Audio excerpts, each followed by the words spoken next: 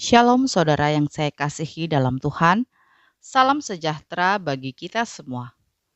Terima kasih untuk semua saudara yang telah setia mengikuti channel Kristen ini. Teruslah dukung channel ini agar dapat menjadi berkat bagi banyak orang. Sebelum lanjut video ini, jangan lupa untuk menekan tombol like, subscribe, dan komen, serta tekan tanda lonceng agar saudara mendapat pemberitahuan video-video terbaru dari channel Kristen ini. Selamat mengikuti doa. Mari sebelum kita mendengarkan firman Tuhan, kita bersatu hati, kita akan berdoa.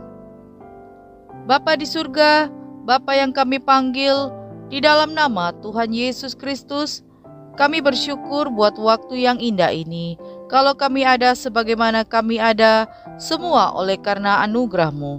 Kembali lagi Tuhan, saat ini kami anak-anak-Mu, kami akan mendengarkan firman-Mu. Berikanlah kami hikmat-Mu, agar kami boleh mengerti setiap firman yang akan kami dengar. Di dalam nama Tuhan Yesus kami berdoa. Haleluya. Amin. Renungan firman Tuhan hari ini berjudul Penguasaan Diri. Saudaraku yang saya kasihi, penguasaan diri adalah salah satu karakter terakhir dari 9 buah roh. Disebut sebagai buah roh karena dihasilkan dari hidup oleh roh. Orang yang memberi dirinya dipimpin oleh roh pasti dapat mengendalikan dirinya. Dalam terjemahan lama menyebutnya sebagai tahan nafsu. Ada berbagai nafsu kedagingan di dalam diri kita. Jika kita belum dapat mengendalikannya, itu berarti kita menolak untuk hidup dipimpin oleh roh. Dapatkah seseorang yang penuh dengan roh menolak dipimpin oleh roh? Jawabannya adalah dapat. Roh Kudus yang berdiam di dalam manusia selalu bekerja dengan mengingatkan dan menuntun ke dalam seluruh kebenaran. Tetapi Allah menghargai kehendak bebas manusia. Itu artinya manusia dapat berkata tidak kepada tuntunan roh. Hanya ada 2 pilihan, hidup oleh roh atau hidup menuruti keinginan daging. Bila manusia menolak tuntunan roh, itu sama dengan memilih untuk hidup menuruti keinginan daging. Saudaraku yang saya kasihi, adanya buah roh penguasaan diri menandakan kita tidak dapat membinasakan keinginan daging di dalam diri kita. Seumur hidup kita akan bergumul dengan bermacam-macam keinginan daging. Yang dapat kita lakukan oleh tuntunan roh adalah menguasai dan menaklukkan keinginan daging kita sehingga tidak terwujud ke dalam suatu tindakan dosa. Rasul Paulus membahasakan hal ini sebagai menyalibkan daging dengan segala hawa nafsu dan keinginannya. Galatia 5 ayat 24. Itulah mengapa ada jatuh bangun di dalam pergumulan kita melawan keinginan daging. Semua manusia rentan terhadap keinginan daging. Manusia tidak kebal terhadap keinginan daging. Mulai dari pendeta hingga jemaat, tua atau muda, miskin atau kaya, tidak peduli telah lama atau baru seseorang menjadi Kristen, keinginan daging selalu menggoda untuk dicicipi. Jadi jangan heran bila melihat seorang tokoh rohani tergoda lalu jatuh, sebab mereka pun senantiasa berhadapan dengan godaan berbagai macam keinginan daging, sama seperti kita. Agar kita tidak jatuh, berilah diri kita senantiasa dipimpin oleh Roh. Taatilah Roh Kudus yang bekerja menuntun kita kepada seluruh kebenaran Allah.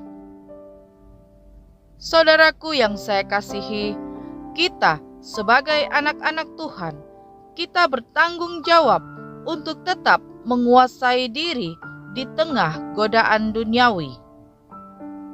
Tentunya kita mustahil untuk melakukan itu seorang diri. Jadi kita harus meminta pertolongan dari Tuhan untuk mengendalikan diri kita ini.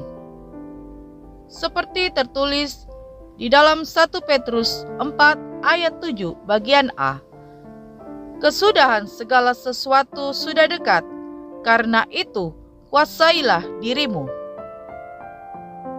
Di dunia ini tidak ada yang kekal. Jadi buat apa kita mengejar sesuatu yang tidak kekal? Selain itu, kitab Amsal juga menuliskan, orang yang sabar melebihi pahlawan, orang yang menguasai dirinya melebihi orang yang merebut kota. Amsal 16 ayat 32. Bahkan Alkitab dengan jelas menyatakan bahwa orang yang menguasai dirinya memiliki kedudukan yang lebih tinggi dari orang yang sabar.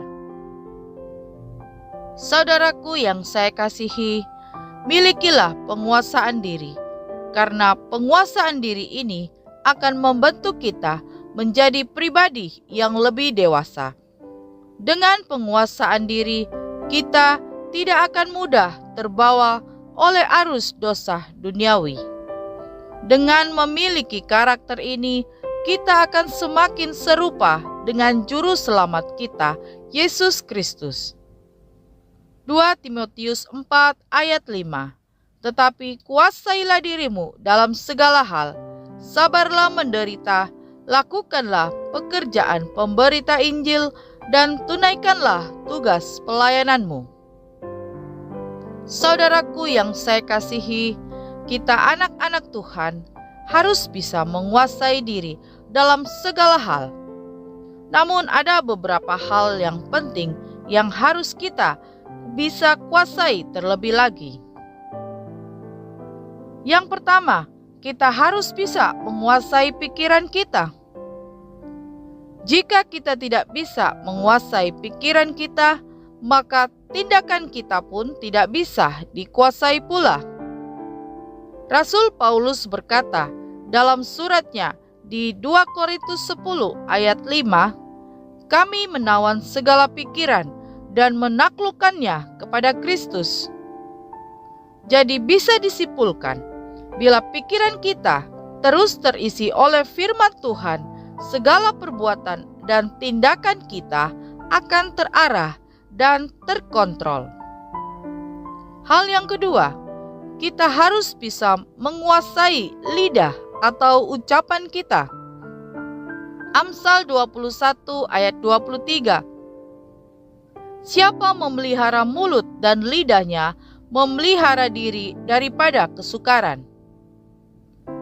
Oleh karena itu, penting untuk kita mengkontrol setiap kata-kata yang keluar dari mulut kita. Yakobus mengibaratkan lidah kita ini seperti api. Demikian juga lidah, walaupun suatu anggota kecil dari tubuh, namun dapat memegahkan perkara-perkara yang besar. Lihatlah, betapapun kecilnya api, ia dapat membakar hutan yang besar. Ayat ini benar. Banyak sekali masalah yang datang karena perkataan yang kita keluarkan. Jadi, sebisa mungkin, pergunakanlah dan kendalikanlah lidah kita. Gunakanlah lidah kita ini untuk membawa berkat dan bukan menjadi kutuk. Hal yang ketiga, kuasailah mata. Matius 6 ayat 22 sampai 23. Mata adalah pelita tubuh. Jika matamu baik, teranglah seluruh tubuhmu. Jika matamu jahat, gelaplah seluruh tubuhmu. Jadi, jika terang yang ada padamu gelap, betapa gelapnya kegelapan itu. Jadi saudara, jika kita tidak dapat menguasai mata kita, maka kita akan mudah sekali untuk terjerumus di dalam dosa. Sebagai contoh, banyak sekali remaja zaman sekarang yang tidak dapat menguasai matanya dan malah menonton atau melihat pornografi. Ada juga yang karena mata tidak tahan dan silau akan kemewahan dunia ini. Banyak orang yang rela menimbun kekayaan dari cara yang tidak halal, seperti korupsi dan sebagainya. Jadi saudaraku yang saya kasihi, sudah sejauh mana kita sudah menguasai diri kita? Memang penguasaan diri itu susah, dibutuhkan proses yang panjang untuk memiliki karakter seperti ini. Itulah sebabnya kita perlu meminta bantuan Roh Kudus untuk membantu kita menaklukkan daging dan menguasai diri kita sendiri. Amin. Mari kita berdoa. Bapa di surga, Bapa yang kami panggil, di dalam nama Tuhan Yesus Kristus, kembali lagi kami datang di hadapan-Mu. Kami berterima kasih untuk firman-Mu yang telah kami dengar saat ini, yang sudah menguatkan kami. Roh Kudus, bekerjalah di dalam kami, tuntunlah kami kepada seluruh kebenaran, sebab kami tidak ingin jatuh ke dalam godaan keinginan daging ini. Terima kasih Tuhan, terima kasih kami sudah berdoa, kami percaya Tuhan sudah mendengarkan doa-doa kami. Di dalam nama Tuhan Yesus Kristus kami berdoa. Haleluya. Amin. Puji Tuhan, kita sudah berdoa malam hari ini. Saya percaya kita sudah diberkati. Sampai berjumpa kembali dalam doa pagi kita besok. Selamat malam, selamat beristirahat. Tuhan Yesus memberkati.